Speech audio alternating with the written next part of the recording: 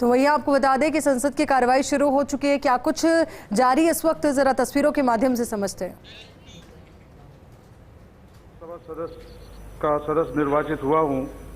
ईश्वर की शपथ लेता हूं कि मैं विधि द्वारा स्थापित भारत के संविधान के प्रति सच्ची श्रद्धा और निष्ठा रखूंगा।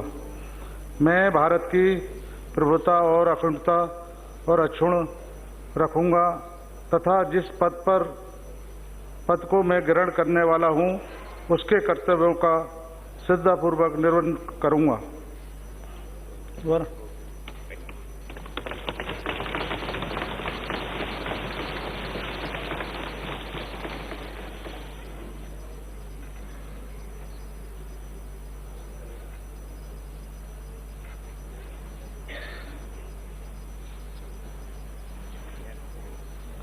आप ही दो।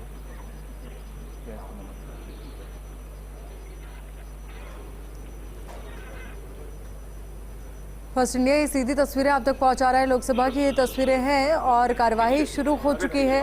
शपथ दिलाई गई और उसके बाद अब आगे आज का दिन बहुत ज़्यादा महत्वपूर्ण रहने वाला है, क्योंकि इस बार के मानसून सत्र में कहा यह जा रहा है कि हंगामा काफी ज़्यादा होगा। हालांकि दिनेश लाल यादव निरहुआ तापमान बाहर की ओर कम हुआ है बारिश की वजह से, पर सदन के अंदर तापमान बढ़ेगा। कई मुद्दों को लेकर गूंज यहाँ पर सुनाई देगी।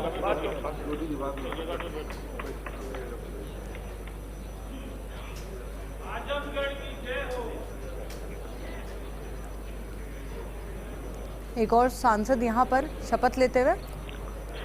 मैं दिनेश लाल यादव निरहुआ,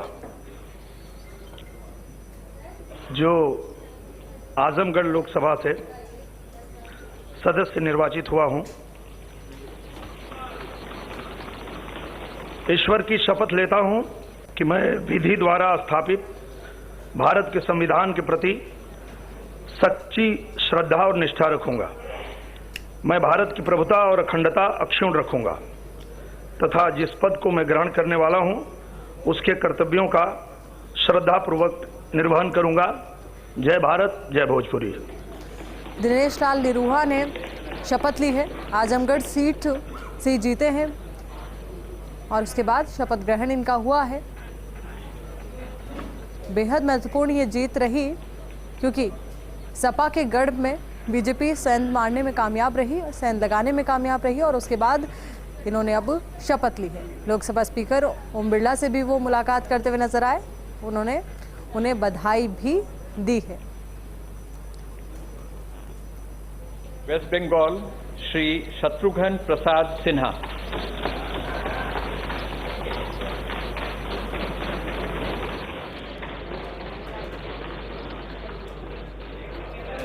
अब शत्रुघ्न सिन्हा शपथ लेंगे।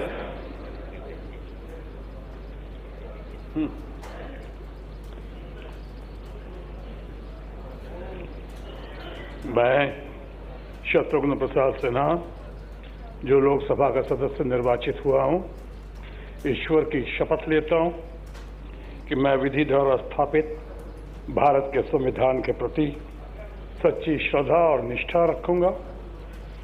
मैं भारत की प्रभुता और अखंडता अक्षुण्ण रखूंगा तथा जिस पद को मैं ग्रहण करने वाला हूं उसके कर्तव्यों का श्रद्धापूर्वक निर्वहन करूंगा।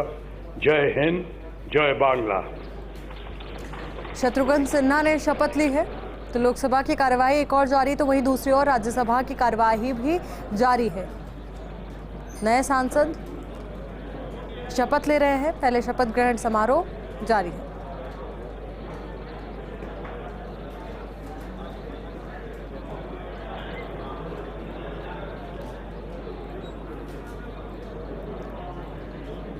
एक और तो लोकसभा की कार्यवाही जारी है, तो वहीं दूसरी ओर राज्यसभा की कार्यवाही भी जारी है।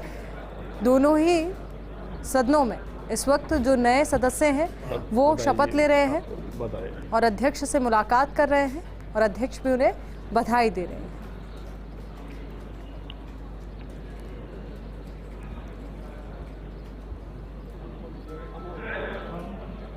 माननीय सदस्यगण,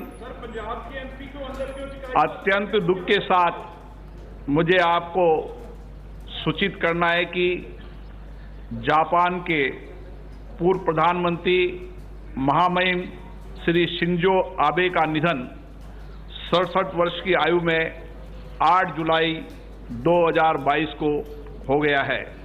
श्री आबे वर्ष 2006 से 2007 और 2012 से 2020 के बीच जापान के सबसे लंबे समय तक कार्य करने वाले प्रधानमंत्री रहे।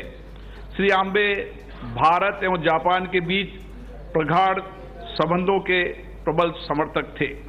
उनका मानना था कि एशिया के दोनों लोकतांत्रिक देश स्वाभाविक मित्र हैं तथा दोनों देशों के बीच संबंधों का दायरा अत्यंत व्यापक होना चाहिए।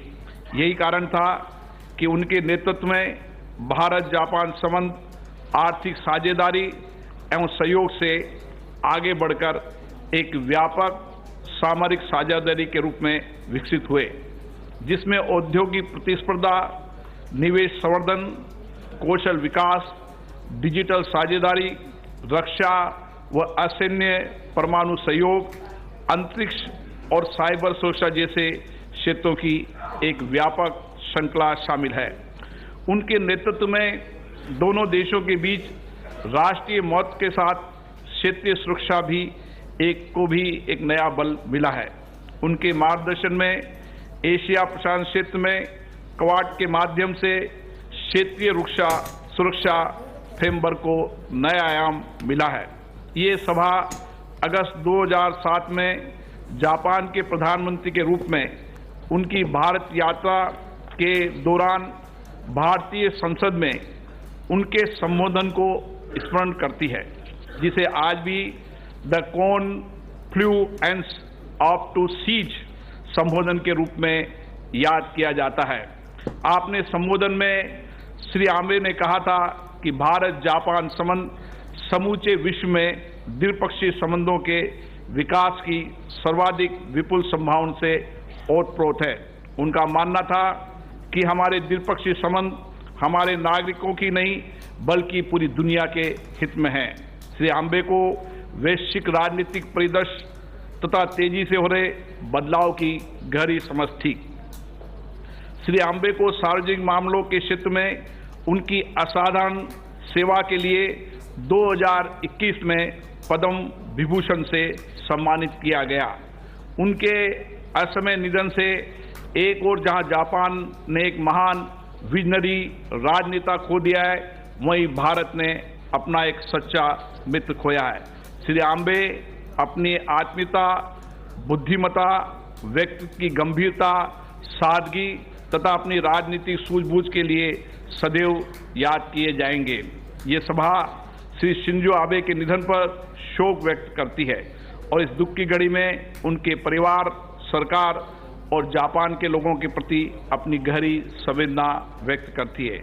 महामहिम सदस्यगण, मुझे संयुक्त अरब अमीरात के राष्ट्रपति और अबू धाबी के शासक महामहिम शेख खलीफा बिन जायद अल नयान के 13 मई 2022 को हुए निधन के बारे में सभा को सूचित करना है। महामहिम शेख खलीफा को संयुक्त अरब अमीरात के विकास और उनके नेतृत्व में भारत संयुक्त अरब अमीरात द्विपक्षीय संबंधों को सुदृढ़ बनाने में उनके योगदान के लिए सदैव याद किया जाएगा। उन्होंने संयुक्त अरब अमीरात में बसे विशाल भारतीय समुदाय के हितों का संरक्षण किया। इसी कारण उन्हें वहां निवास कर रहे भारतीय समुदाय का भरपूर आदर और सम्मान मिला है। ये सभा शेख खलीफा के निधन पर शोक व्यक्त करती है और शोक की घड़ी में संयुक्त अरब अमीरात की सरकार और वहां की जनता के प्रति अपनी संवेदना व्यक्त करती है। माननीय सदस्यगण, मुझे अत्यंत दुख के साथ केन्या के राष्ट्रपति श्री मवाई किबाकी के दुखद निधन के बारे में सूचित करना है। भारत श्री किबाकी को एक ऐसे महान राजनेता के रूप में याद करता है जिन्होंने भारत केन्या संबंधों को और घनिष्ठ और मैत्रीपूर्ण बनाने में सही योगदान दिया। हम वर्ष 2008 और 2011 के भारत अफ्रीका फोरम शिखर सम्मेलनों में उनकी सक्रिय भागीदारी को भावुकता के साथ याद करते हैं। ये सभा श्री मवाई किबागी के निधन पर शोक व्यक्त करती है और केन्या गणराज्य की सरकार और वहां की जनता के प्रति अपनी गहरी संवेदना व्यक्त करती है। माननीय सदस्यगण, मुझे सभा को हमारे 8 पूर्व साथियों के दुखद निधन के बारे में भी सूचित करना है। श्री रविंद्र कुमार राणा बिहार के खगड़िया संसदीय क्षेत्र से 14वीं लोकसभा के सदस्य थे। श्री राणा विभिन्न संसदीय समितियों के सदस्य के रूप में तथा 2 कार्यकाल तक के लिए बिहार विधानसभा के सदस्य भी रहे। श्री रविंद्र कुमार राणा का निधन 75 वर्ष की आयु में 23 मार्च 2022 को नई दिल्ली में हुआ।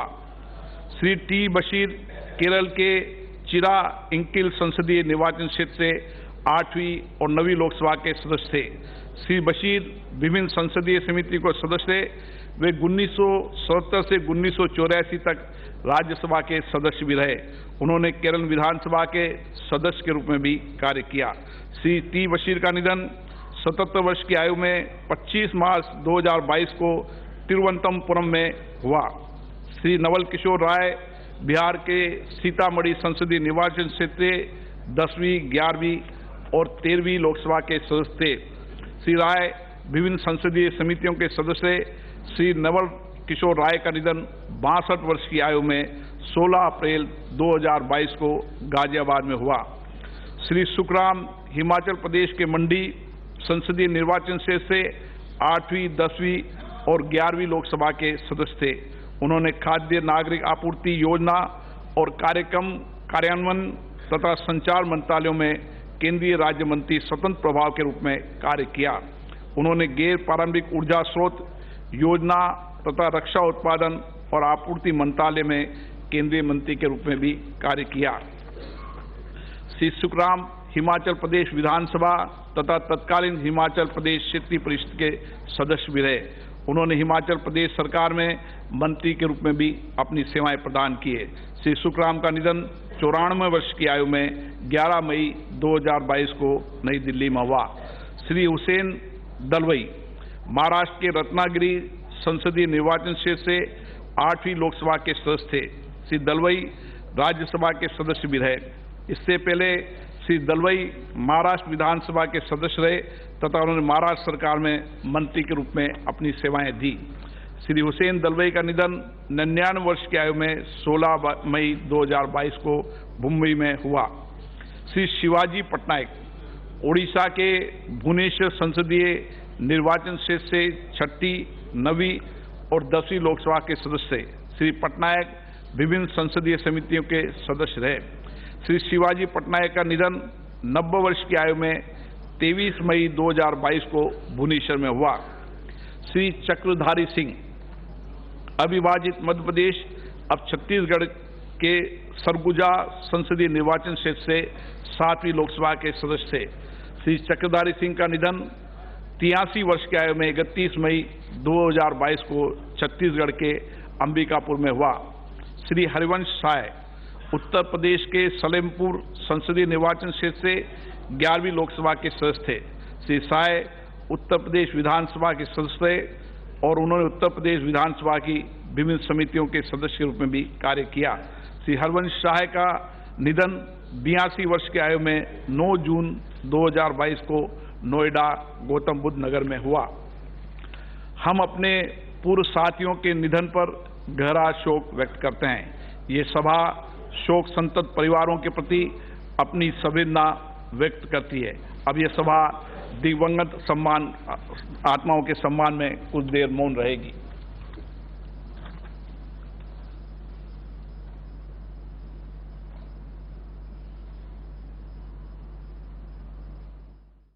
लोकसभा की कार्रवाई के दौरान दिवंगत आत्माओं की शांति के लिए 2 मिनट का मौन यहां पर रखा गया। उनकी आत्मा की शांति के लिए प्रार्थना की गई। सबसे पहले जापान के पूर्व पीएम शिंजो आबे को श्रद्धांजलि दी गई। मुझे सभा को सूचित करना है कि हाल ही के उपचुनाव में के बाद 7वीं लोकसभा के लिए चुने गए चारों सदस्यों को मैं बधाई देता हूं और इसलिए भी बधाई है कि आज के परिणाम स्वरूप लोकसभा में कोई भी स्थान रिक्त नहीं रहा। मैं सभा के सभा के पूर्ण होने के अवसर पर लोकसभा के सभी मान्य सदस्यों को बहुत बहुत साधुवाद देता हूं, बधाई देता हूं। एक मिनट, मान्य सदस्यगण, मुझे आपको ये सूचित करते हुए प्रसन्नता हो रही है कि हमारे देश ने कल अर्थात 17 जुलाई 2020 को देश में कोविड के 200 करोड़ टीके लगाए जाने की एक महत्वपूर्ण उपलब्धि हासिल कर ली है।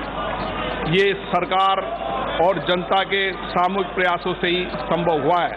मैं सदन की ओर से, सेवकों की ओर से तथा संपूर्ण देश की ओर से मैं इस उत्कृष्ट कार्य के लिए बधाई देता हूं उन फ्रंट वर्करों को जिन्होंने इस कार्य को साधुवाद किया। हिंदुस्तान में सर प्रधानमंत्री जी है। हाँ, एक मिनट, कुछ नहीं, माननीय नो नोटिस। माननीय सदस्यगण, आज राष्ट्रपति जी का चुनाव है और हर चुनाव कोई नोटिस नहीं हो रहा, हर चुनाव देश में उत्सव के रूप में मनाए जाते हैं। मैं भी आप सबसे आग्रह करूंगा कि आज के दिन हम उत्सव के रूप में मनाएं। हर चुनाव लोकतंत्र का उत्सव के लिए होना चाहिए। सदन की कार्रवाई आज दिनांक 2 बजे तक के लिए स्थगित की जाती है। लोकसभा की कार्रवाई 2 बजे तक के लिए स्थगित कर दी गई है, तो वहीं दूसरी ओर राज्यसभा की कार्रवाई इस वक्त जारी है। रणदीप सुरजेवाला ने शपथ यहां पर ली है। उसके बाद अब ये तस्वीरें जरा आप देखिए, राज्यसभा की कार्रवाई की तस्वीरें इस वक्त फर्स्ट इंडिया आपके साथ साझा कर रहा है। तो वहीं आपको बता दें कि लोकसभा की कार्रवाई 2 बजे तक के लिए स्थगित कर दी गई है। உண்மையான பற்றார்வமும் பற்றுறுதியும் கொண்டிருப்பேன் என்றும் இந்தியாவின் இறையாண்மையையும் ஒருமைப்பாட்டையும் உறுதியாக பற்றி நிற்பேன் என்றும் நான் இப்போது ஏற்கவிருக்கும் கடமையினை நேர்மையாக நிறைவேற்றுவேன் என்றும் விழுமிய முறைமையுடன் உறுதி கூறுகிறேன். Chidambaram garu, Chidambaram ji, you have to sit and sign afterwards. Shri R. Girirajan.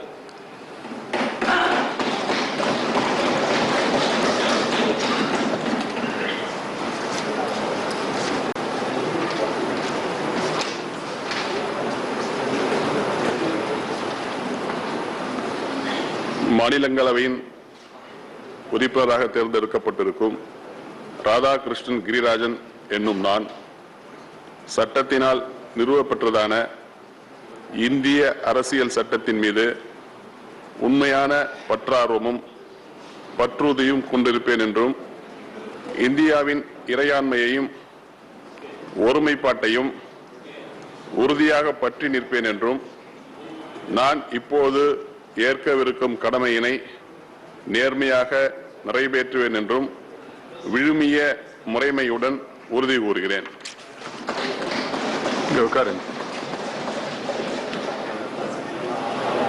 Shri S Kalyan Sundaram.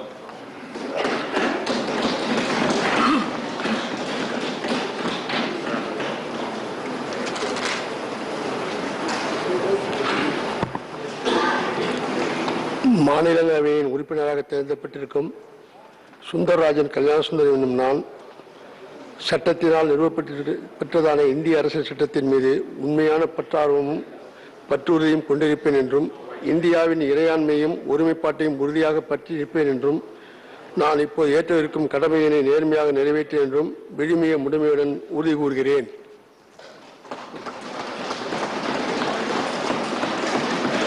Shri KRN Rajesh Kumar.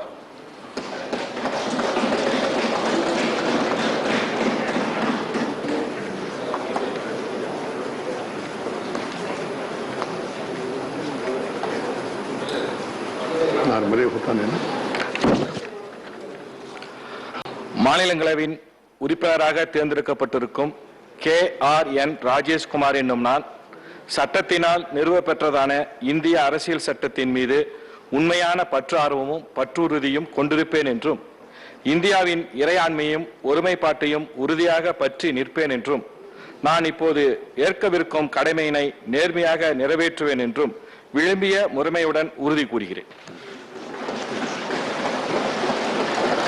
Shri CV Shanmugam.